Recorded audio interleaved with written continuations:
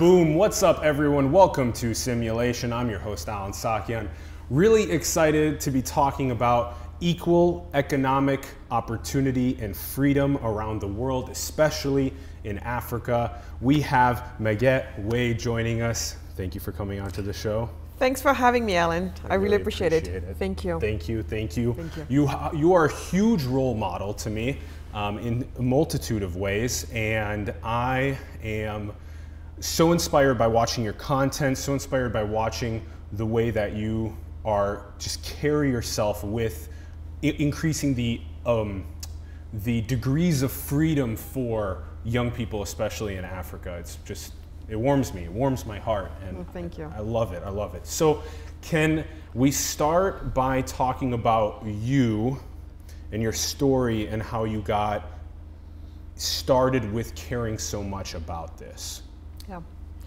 Well, I was born in Senegal, the west coast of Africa, and then my family moved to Germany and then to France. But I will never forget when I was about to leave for Germany, my grandma said to me, "You're about to go to this place where most people will not look like you, they'll have a different skin color, and most of them will speak a different language than the one you speak. And also, the children there they have been going to school, and you have not yet been going to school," because I had decided I just didn't want to go to school when I was a kid. But she said, "But I don't want for any of that to intimidate you." And her words were very well chosen. She said, "None of that should intimidate you. You can be impressed if you want, but no intimidation." And she said, because at the end of the day, the different skin color is still a color of skin of humans, and they're humans, and you are human. And that language that we're speaking is still a language that humans speak, and you're a human being, so you should be able to speak the same thing. As for them going to school, you don't know what it is like, but you'll learn. You're going to school is what little humans do, and you're a little human, so you will be just fine. And so I went to Germany, and everything she had said turned out to be true. So when at such a young age, you get the proof of, whatever it is that you were told, it just makes you believe. So I believed Grandma, because what she said was there. The predictions were there. and so surely enough, what comes next should be true, which is, and so what? Take it easy, have faith in yourself, and get going, and you will get to speak that language. You will get to understand what school is and do it just perfectly well. And that's exactly what I did. And of course, it worked out very well for me. So that's in my early years. And then at some point, the family decided to move to France. We moved to France. And after business school in France, I decided that France would be too small for my ambition. So I left France. But one thing that was starting to Did you hear that, French people? I know, right? Well, they all know. Your ambition, I love it. I love it. You have to be. At the end of the day, it's all about belief in oneself. I really do believe in myself. Yes, you do. That's the biggest gift that my grandma and my father have given me. It's this ability to believe in myself. I love it. Yeah. Shout out to Grandma and absolutely. Dad. Oh no, that's the greatest of gifts they've given me, along with the love. But but while I was in Europe, as soon as I got to Europe, actually, questions started to pop in my head. It was not so much a question; it was just like an observation at first, and the observation led to a question, and it was, "This is odd. I came from this place in Africa, and now I'm over here." The two places obviously did not enjoy the same level of prosperity. Economic prosperity. Yeah, prosperity. It just was in my face. It was in my face. And as a little being, I was just like, what's the deal here? What's the deal? So it was just, the seed was planted. Yeah. And that seed never left me. Because as a very curious child, I was always like, what's going on and why is it this way? And so when you ask me, where did what I'm doing today come from? It came from that simple observation from a little 7-year-old girl who is just like, I don't understand why where I came from, we don't have running water, like coming out of a faucet normally, and here it is here. And here, everybody seems to have a car. Life feels just so much easier. from certain standpoints. Of course, there's a lot of things I love from my you know, native Senegal, but you know, why do things look like this in Senegal? Yeah. And why do things look like Europe? Yeah. In Europe. Yes. Beyond just, you know, the architecture or anything like that. I'm talking Yes. about life. Yes. You know, running water, electricity, Yes. things like that. Basics. I'm talking about basics and their abundance and their accessibility. And interestingly enough, these basics, running water, access to food, shelter, healthcare, education, electricity, etc., they're the things that enable one to maximally flourish into the world. Yes. When those degrees of freedom are limited, then our soul gets limited and restricted. Right. Exactly. Exactly. Why is it that in this place, people will spend most of their days, women spend hours walking to go fetch water, and hours to come back. Hours. Same thing to go look for dead wood to cook or whatever. Not that my family directly was affected by that, but I would have been blind or from a different country if I told you that I didn't see those things. And I'm as Afro-optimist as they are. For the longest time, I did not want to even talk about these things or talk about these, but you know, the images are everywhere, and I don't want them to be the only story about Africa. But the truth is, that's what struck me. How come here I don't see anybody walking miles and miles and miles a day, every single day, to go fetch water and or, you know, any of these things?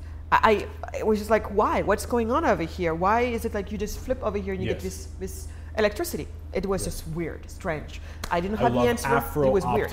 I'm an Afro-optimist. I love that. I'm an Afro-optimist, yeah. Mm-hmm. We all should be. Yes, Yes. yes, Yes. yes. I'm a radical optimist. Radical optimist, yes. Yeah. But also realist with knowing that what we need to do to get the right things in place. That's why I'm a radical optimist. Yes. Because my optimism is backed by my understanding and my rational understanding of how the human mind and spirit works, and also how economics works.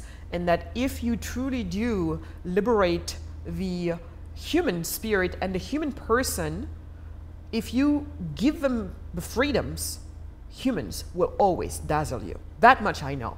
So I'm not a radical optimist in a vacuum. I'm a radical optimist because I know that given the chance to manifest their potential, given the freedom to manifest their potential, man, as in humans, will do amazing things. Yes, yes. Okay, so now you're seeing this dichotomy between Europe and Africa, and you're now starting to question what is going on, and you see that it is these degrees of freedom that is holding back the economic prosperity. Actually, you were teaching me about this. I thought this was crazy. It was when I was learning from you, it was the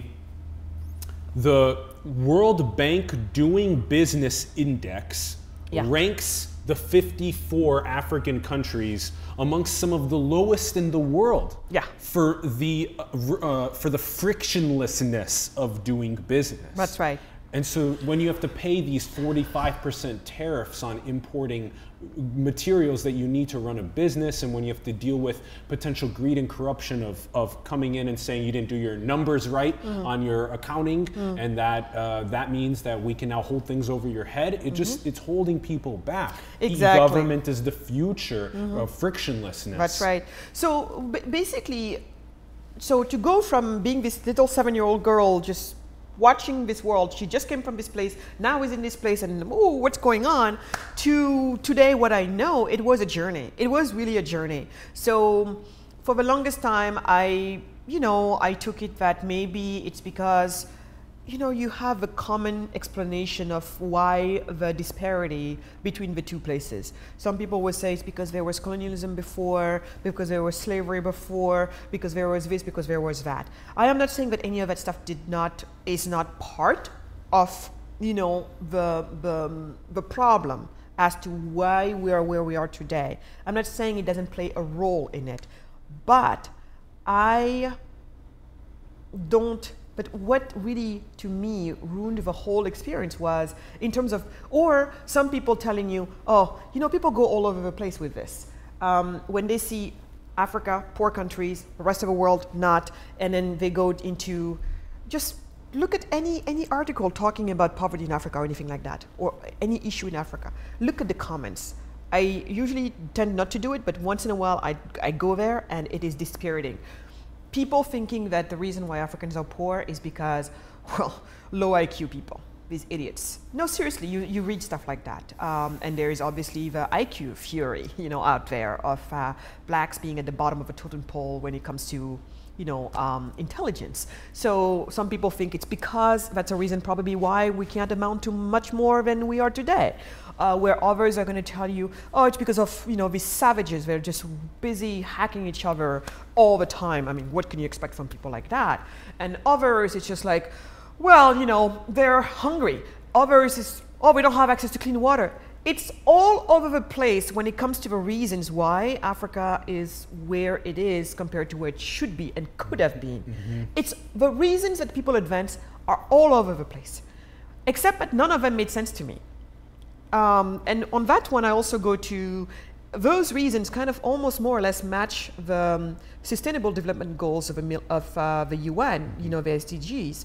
There they have 17 goals, basically. And what was surprising to me is they say, oh, poverty is one of the goals of the things to fight. And then there's malnutrition. And then there is access to clean water. There is all of these things. But I challenge you, go back and take a look at the 17 goals. And you tell me the degree of separation between that one goal and poverty as a root cause. Poverty is the root cause of almost the rest of the whole entire SDGs. Exactly. Interesting. Exactly. Yeah. That is and the fact that the SDG is separating this huge, it's just like, it's everywhere you look, there seems to be a problem. But in the end, what are they, and then they separate poverty from, you know, poverty is one of, it's almost like poverty is something that stands on its own. All of these other issues stand on their own. I'm like, no, you don't understand. Who is malnourished traditionally? Somebody who does not have enough money to buy food.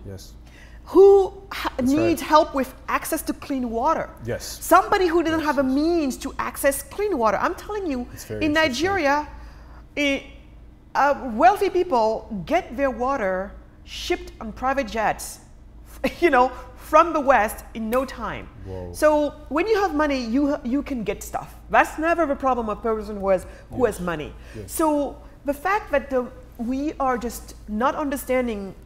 So all of us are running around tackling these different issues. They have this idea of why Africa is poor.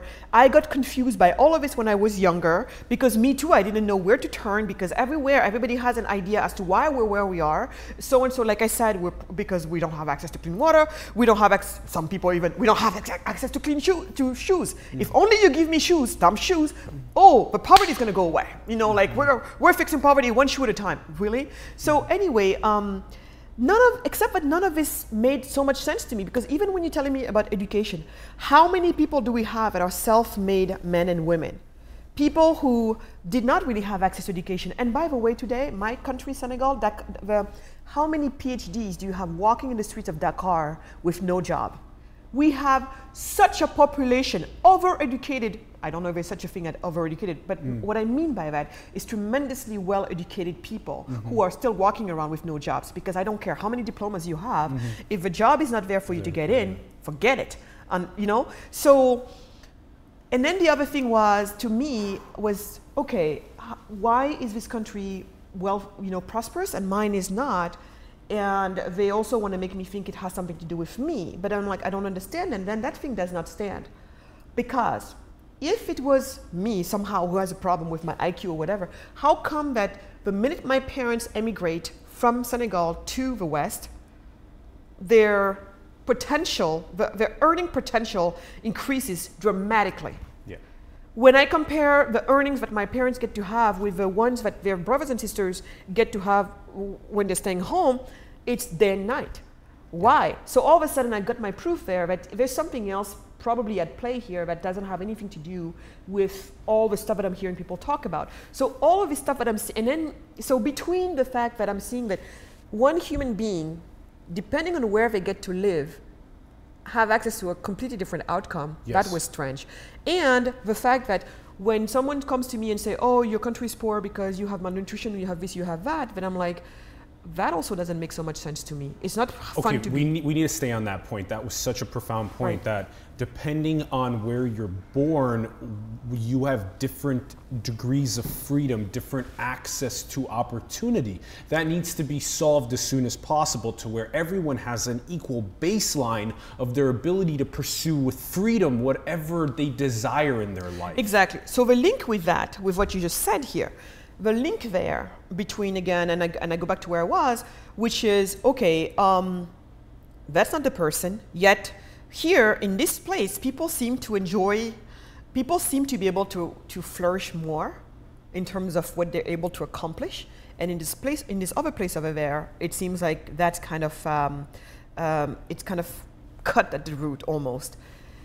At that point, I started thinking, at the end of the day, we're talking about poverty versus prosperity. I want to know, what exactly is poverty? Actually, what is poverty, right? And so when I started thinking even about that, I'm like, okay, you're poor when you have no money to cater to your basic needs. You have no money because you have no source of income. A source of income for most of us is a job, isn't it? Where do jobs come from? So you see, business. It all started for me from that idea of what is poverty, and the lack of the poverty is lack of money because lack of source of income. Our source of income for most of us being a job. Where do jobs come from? They come from businesses, mainly small and medium-sized businesses. So, wow, that's interesting. And then, if you say, I love the way you think. You followed the route. You gotta follow the trail. You gotta follow the trail to the deepest level of a route. Because otherwise you're only dealing with symptoms, and that's what we're doing today. Most of us are, including the UN. The UN people are dealing with symptoms. When you're trying to bring me clean water, you're dealing with a symptom of poverty. You're dealing with a consequence of poverty. If you want a sustainable solution to my lack of access to clean water or nutritious foods or whatever it is, maybe go and deal with the root of a problem, which is poverty, and then you'll see all of these balloons start to pop up in the air. Gone. Yeah, the problem. Gone. Those other gone. Right? A lot of these, they'll be gone. Yeah. So anyway, I'm just like, so when I discovered that, I'm like, jobs. Wow, jobs come from businesses. Now then, don't you think that we should think about the environment and the climate then for businesses? Yeah.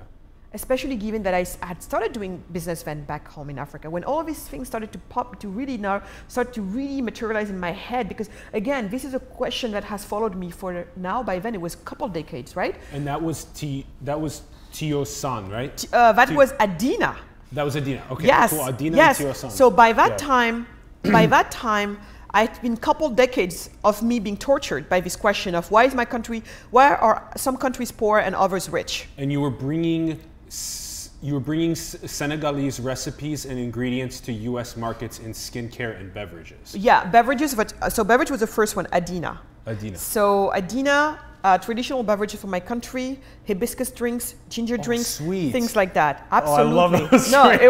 Those are really good and healthy drinks for you. Yeah. So as I was doing that, and with this question and this realization and this linkage that I had made in my mind between poverty and jobs and businesses, and looking at how much I was struggling to get my businesses going and the supply chain going in Africa, I started then being like, why is it so hard to do business in this country? And then I started looking at, and then I started being interested in, okay, is it just me, or what I'm seeing is really true? Because you see, my businesses, we had two sister companies, one in Senegal, one in the US, because the US is the market, and Senegal is where everything gets imported from. So I'm comparing the two. Why is it? In the US, you get to start an LLC within 20 minutes, depending on how fast you type. It costs you, $20 for the registration and, a couple $100 for, there's another part of that. The rocket speed, yeah. Yes. Least friction. Yes, yeah. and then also, so if that's all it costs, 20 minutes of your time, plus a couple $100. Compare that to back then in Senegal, it could take you up to a year of your time to try and register a business legally, and with also the cost is almost a year's worth of salary back in the days. So I was like, okay, this is kind of strange. Let me see if this is an anecdote, meaning it's just in my case, this is how it happened, or is there something more systematic to this? And that's when I started. And as I started looking into this, that's when I learned that there were such things, such indexes that were measuring how easy or hard it was to start and run a business in any country in the world. That's right. And the two ones that I really put my attention on, one is the Doing Business of the World Bank, which measures 10 indicators, all of them having to do with, again, how hard or easy it is to start and run a business, anywhere from legally registering a business to the permits, to including also having access to electricity or not, to what do you call it, to the labor laws, to how easy or hard it is to file your taxes, pay your taxes, all of that. And also the Fraser Economic Institute, the Fraser Institute's Economic Freedom Index as well. So those two systematically show that most African countries are basically at the bottom of the list. So there's a strong correlation between, right there again, between how easy or hard it is to do business in a country and the economic freedom of a country, and whether or not that country is rich or poor. Yes, yes. I'm so happy that you got directly, you got to the root. And also what's very interesting is I think this is the first time on the show that when we're discussing the SDGs, that it's all of the attention is on poverty, all of it, to the first one, to poverty, because then the other SDGs, almost all of them, in terms of the individual basic necessities that people need, go away when poverty is addressed, and poverty is addressed with money, which is addressed through jobs, which is addressed through businesses.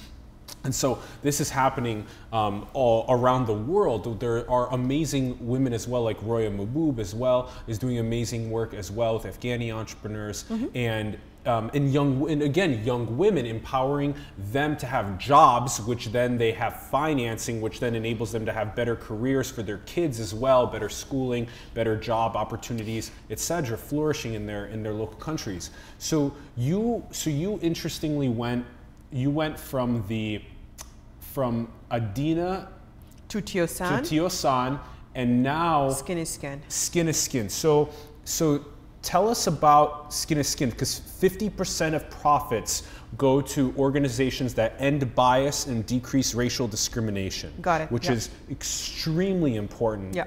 So please teach us about this. Yeah, and if you allow me to go just back, because there's something I wanted to wrap up on. Wrap up the talk. You remember when you were talking about, you were like the SDGs, you know, it's 17 goals, but poverty is really the main one that they really should be focusing on, because that one could take care of many more of the other goals. One of the problem I have even there, so you see, one of the issues we have today, Alan, is I do feel that there is a bias against free markets. Interesting. And insofar as free markets is really a key solution in this problem, I find it highly, highly amoral. Yeah. This bias, talking about bias, that we have, that the mainstream has against free market. Yeah. I do not forgive the mainstream for the bias that they have, because this is where we have moral urgency right now. I mean, free markets are a major key to economic prosperity. It's a major, free markets and economic freedom is essential. It's at the heart of what needs to happen. Yet, despite that, they're under attack. It is heartbreaking from the people who position themselves as those who care to give it such lip service. It's heartbreaking. So that's one of my message here, because we have been wasting so much time. And people are dying, as I'm speaking to you right now. Some young kids are making the decision right now to probably get themselves into little fishermen's boats, and they're going to try to cross over to Europe to find a job, and that boat will not make it. I don't know if you've been hearing about it, the Aquarius, all of those boats. Your number was as high as 1,500 Oh, here we go. In a village, in this one village, 1,500. It's the one village where you almost have no more young boys, young guys. They're at the bottom of the ocean serving as fish food. Here's one of the images of people stockpiling onto boats trying to cross the sea. Yes. For economic yes. prosperity. Yes. And rather than, again, solving the root cause of poverty across the world in these different areas right. to provide right. people with their actualization. Right. Yeah. And this is lots of people dying, and that's not okay. Yes. It yes, is. That's the and then, horrible, so yeah. not only people are dying, but then think about it. Push for thinking. Not only are people dying, those who never make it are dying. But then the ones who make it, who are they? These are the migrants you hear about.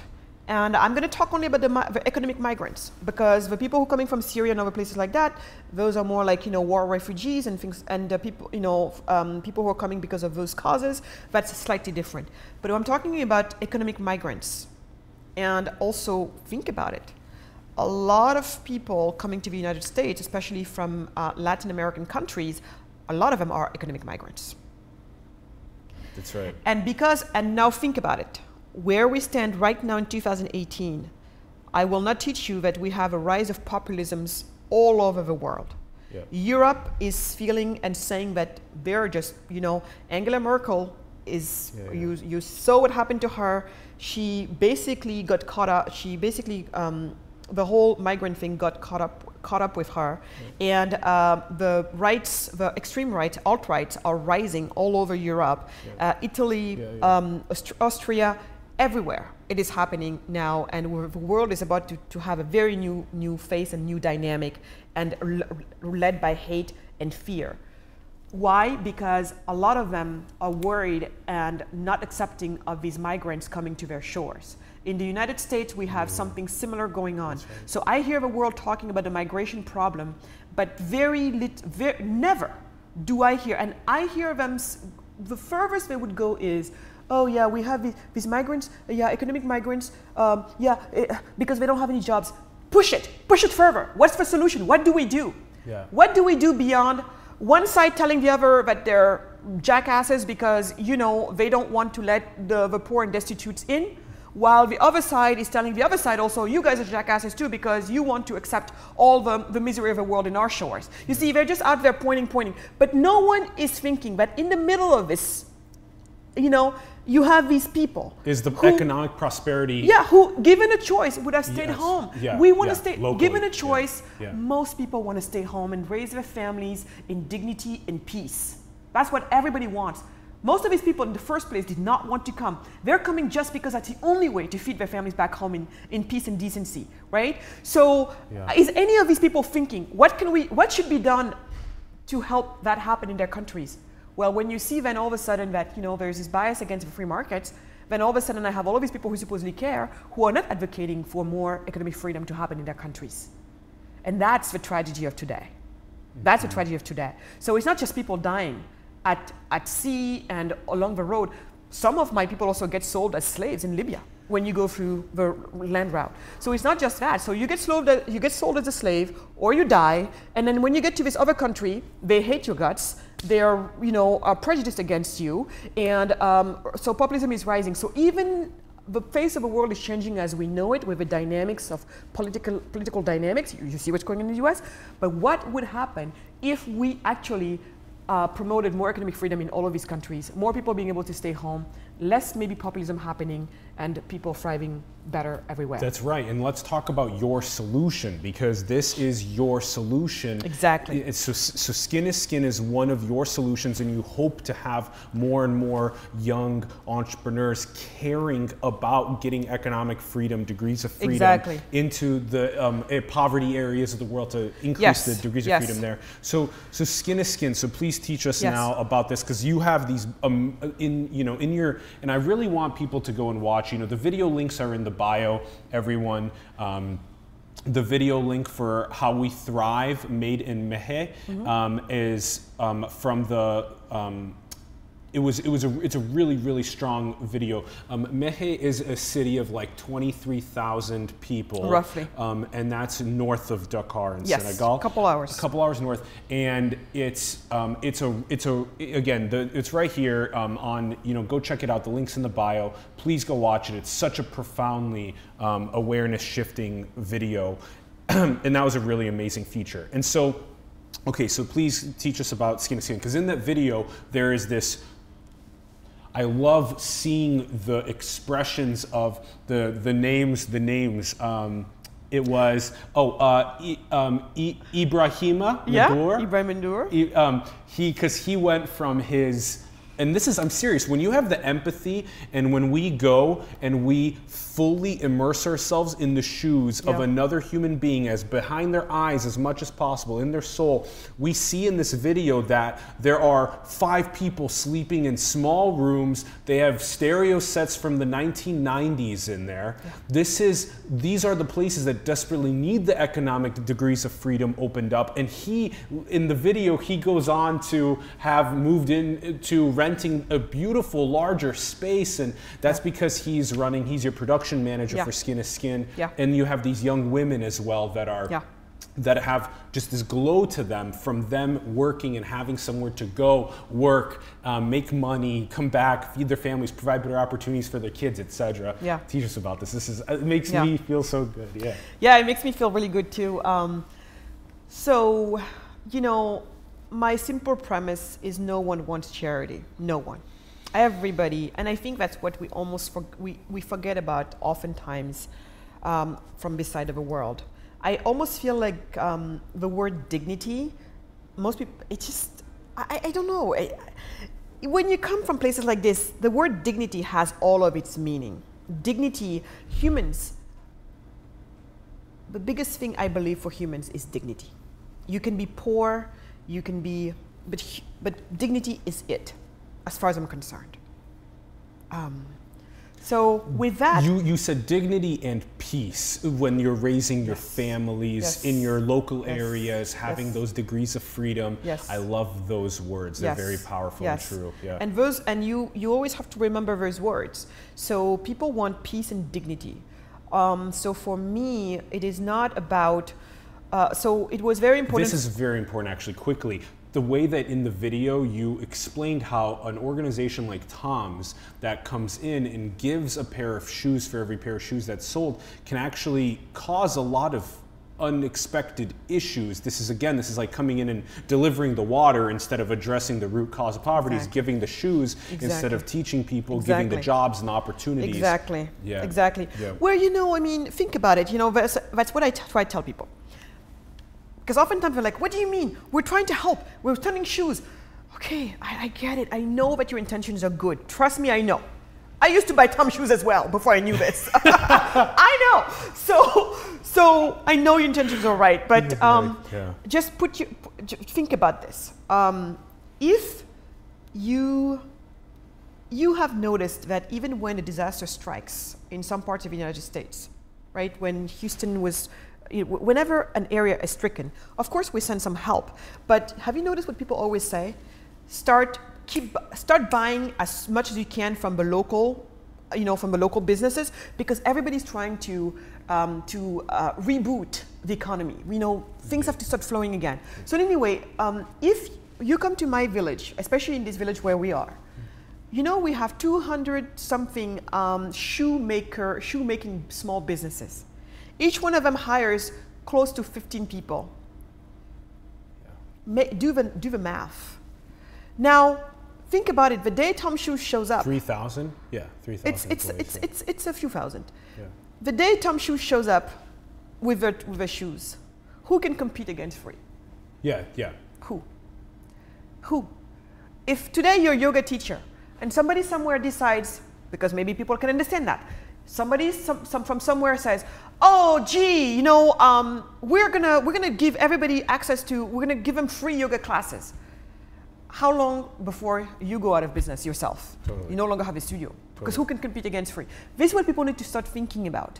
So we need business, we don't need handouts. And I think it's hopefully starting to get into people's minds. But anyway, so that's why what we're trying to do with Skin is Skin, insofar as we have this business, basically the jobs are created back home. And I wanted a job that was more than just for people to be collecting shea butter, shea nut, or raw ingredients. Because right now that's what everybody's doing. But you see, it makes sense. It is almost impossible to manufacture anything in Africa, at least for small and medium-sized businesses. Why? Because the laws are so complicated that the minute you try to transform anything, then it becomes a nightmare. So most people stay at the level where they just extract, whether it's shea nut or it is palm oil, whatever it is. So that's all we do. We just collect these things, we extract, and then we ship it to overseas. Overseas gets to process, and then they send it back to us with a huge premium on it. And in the meantime, so the jobs we get are just like low-level extraction jobs. There's no industries. The industry is almost inexistent.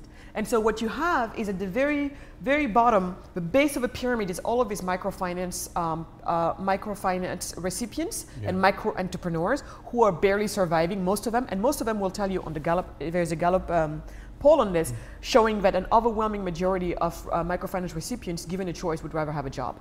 Because they're doing this because, in a way, they're necessity entrepreneurs rather than opportunity entrepreneurs. And on the other end, so you have this big bottom of a pyramid, it's micro-entrepreneurs, surviving, barely surviving. And at the top of a pyramid, you have these few multinationals, because they're the only game in town with jobs, actually get to do whatever the heck they want to people. And then people are like, oh, you see, there's no laws in Africa. Because the multinational get away with everything. They get away with everything, not because we don't have laws. Actually, did you know that Senegal has the most protected labor laws in the world? But that's also why we probably have such high unemployment, because no one will touch an employee in Senegal, because you get involved with an employee, you can never get out of it. You're married to your employees. So anyway, so I'll go back to Skin is Skin. So Skin is Skin, it's a business where we manufacture everything in Africa, giving people better jobs with better pay, better security, and all of that. And like you said, unlike here maybe where people look down on certain jobs, there we are reminded of the value of a job. However simple that job is, we are reminded that at the end of the day, nothing feels better than waking up in the morning and going and working, making money with this, the sweat of your forefront, and taking it back home, feeding your family, taking care of your child, showing your child a good role model, and you go to bed at night and you feel good about yourself. We have not lost gratitude for that back home. And I do hope that people here get to re-enjoy their jobs, because at the very minimum, it's bringing them that. So that's what we do. And just so everyone knows what kind of an entrepreneur Magatte is, she goes through the 45% tariff, because normally somebody would get thwarted off by that and say, oh, 45% tariff. No. I'm just going to go and source from somewhere else where I can only have 5% tariff. No. She will go and take that in and work with what is required to help uplift the local communities and economies. There was a part in the video as well where you were the local mayor. There was another, the Kawan leather store. Yeah. The leather goods store. They make our bags, they make our pouches. They make your pouches for Skin is Skin. Moussa Gueye. He specifically said that this business has been, multi-generations, and you had every opportunity to not work with them because you could get it sourced somewhere cheaper, but you still chose to work with them. And I think that when people make decisions like that, that's when their soul lights up towards helping people instead of towards money. And there's a big difference. There's a big distinction. You can see it and feel it in people when they behave that way. So I just wanted to make sure that people to find that you know, it's not, it's about what you find to be most meaningful and passionate for you in the world, but it's also about bringing people value, bringing them to those degrees of freedom, etc. So yes. Now I want to see where else can we wrap on this, because there's you know, Skin is Skin is going strong. You're speaking, you're helping more, you're helping to get other people to understand that it is those degrees of economic freedom in the areas around the world that so desperately need it to eradicate poverty and everything else to get people what they need. Now what are kind of the next, like in our last bit on the show, what are the next steps that are required for maximizing the equality of economic freedom around the world? I think this is the moment at which, in my process around all of this, and you know, it's been a long journey, from this little girl, 7 years old, who is having this big question, and even what I'm doing today about it. I practice as the entrepreneur. My entrepreneurship is my practice. I practice, and then I preach. Yes. So my thought leadership is when I preach, and then I practice what I preach through through being an entrepreneur. Now, what you have to understand is, once I finally understood why some countries are poor and others are rich, I went through a few phases. The first phase was a phase of tremendous relief. And I don't know if the movies talked about that, but you know the girl who, her name is Yahara? Do you remember her? What is like, I'm sitting home waiting for a husband, otherwise I would be sitting at home waiting for a husband. Remember her? Yeah. So her, when I explained all of this to her, because one day I sat down with my whole team and I explained why I do what I do, what I've discovered along the journey, everything. And at the end of me explaining all of this to her, why we're where we are and how we can get out of it, she started crying. And I said, why are you crying?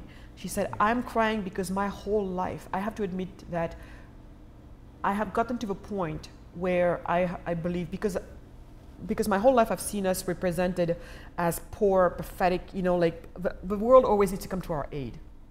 And so I have come to believe that maybe we are inferior. And then she said, but that's not why I'm crying. And I said, why are you crying? And she said, because now I know that it is not true. So even when I discovered, when I went down to the root of this and understanding what's going on, why we are where we are, why are we still where we are, because when I discovered why, a tremendous sense of relief like her.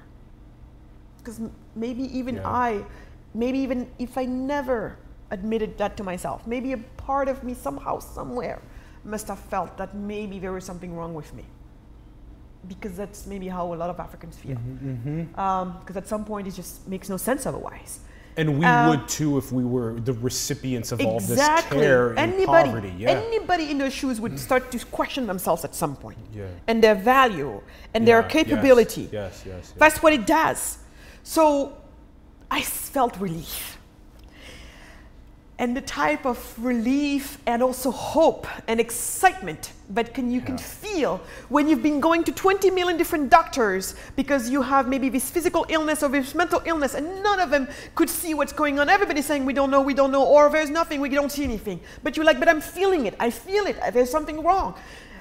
And then all of a sudden, a diagnostic that makes sense. And all the hopes that come with it. Because you know, if you diagnose it, you can maybe do something about it. So the excitement. So I went from being super relieved and now I'm excited, and then I became depressed. And why did I become depressed? There's a lot of work ahead of us. Yes, exactly. I became depressed, and this goes to your question about where do we go from here. I became depressed because I'm like, what the hell? I looked around me and I'm like, how come no one is talking about this? How come mainstream is not talking about this? Actually, if nothing else, they seem to have a bias against it. And how come everywhere I go, everybody... Mainstream media, we're coming after you. I don't know. We are coming after you. Mainstream media is not going to be existing anymore if they don't change, if they don't reinvent themselves, because we are... Look at what we're talking about, and look at what the bickering between CNN and Fox News is talking about. They're not talking about the pressing issues of enabling people to maximally flourish with economic degrees of freedom around the world. So I got, and our young people all over in these universities are being taught all of these, but when they talk about poverty, they mix it up with all the consequences of poverty. They're being taught, buy Tom's shoes and everything is going to get better. Or, you know, give to charity water and everything is going to get better. Don't take me wrong. Do not take me wrong. I don't want anybody dying in the meantime. If somebody can get clean water in the meantime, please, we need to do that. But when I have everybody is working and focused on the short-term solutions of just taking clean water and bringing it to me, and there's no one left where I am working, which is the mid to long-term solutions, we have a problem. So a proposed mid to long-term solution would be create something in the dorm room that can launch digitally to Africa that can decrease the red tape for someone to start a business. And you're going there. So, but step one, so where are we going from here? Awareness. I need awareness of the people, awareness of the masses, because I know, remember when I told you that I believe in human beings, but human beings, they cannot do their best work if they don't know what the proper diagnosis is. So I want them to get the proper diagnosis. I want them to know what I know today, because once they do, watch them. Yeah, I love you so Because much. right now you've been telling them I need clean water and everything, they're bringing me charity water. I need shoes, they're bringing me Tom's shoes. It's all super clever stuff that they're bringing. But once people are here, once the masses here and the masses back home know the story and know the real diagnosis, then watch them. From all sides, on the African side, on the Western side, everybody is gonna get to do what humans do best. It's put their imagination to work. Some of them will come up with e-solution, you know, e-government solutions. Others with startup cities. Others with all types. I mean, people are gonna, they're gonna think of things that I haven't even thought about myself. That the world hasn't come up with yet. I love that part about this equation, is that in the next couple of decades that we can look to Africa for some major intellectual advancements for society. That it's so funny, because I think one of the things that enables people to do the major intellectual advancements is the leapfrogging of old infrastructures. So when you can advance directly to blockchain and cryptocurrency, past the banking systems completely, you can brainstorm and start creating much faster, etc. So we some energy advancements, some educational advancements. The next at all levels, I believe that once people know this, which is not being told to them, all over the world, in Africa and outside of Africa, people will be working towards solutions that are going to take us to greater economic freedom in Africa and in other poor countries around the world, and then watch the tide rise. And man, put some sunglasses on then, because it's going to be sunglasses bright. See, but that's why I'm such a radical optimist. I believe we're going to get there. I agree with you completely. So that's what's next. What's next is awareness building. That's why I'm here. That's why I thank you so much for this opportunity. I love you that's so what we're trying to do. You are brilliant. You are preaching. You are speaking the truth. And I love having you on the show. We'll have you back in 2019. Love your husband back on to talk about the schools that he's working on as well. There's a lot to still explore and to help actualize the potential of everyone across the world. Speaking of those sunglasses, I was remembering watching you in the video going like this all the time in Senegal. This was you. It was the hottest month of the year. Usually we have really nice weather, like almost San Francisco weather, but it was the hottest month of the year. It's like 40 Celsius, something like that. Yes. Really, but really hot. Okay, I love you all. Thank you so much for tuning in, everyone. Greatly appreciate it. Check out the links in the bio. Please go check out Magatte's work. Also, go and build the future, maximize your potential and the potential of civilization. Let's build together and remove the structural violences together. Much love, everyone. Thank you. Give us your comments your thoughts in the comments as well. And we will see you soon. Peace. Thank you. Bye, everyone.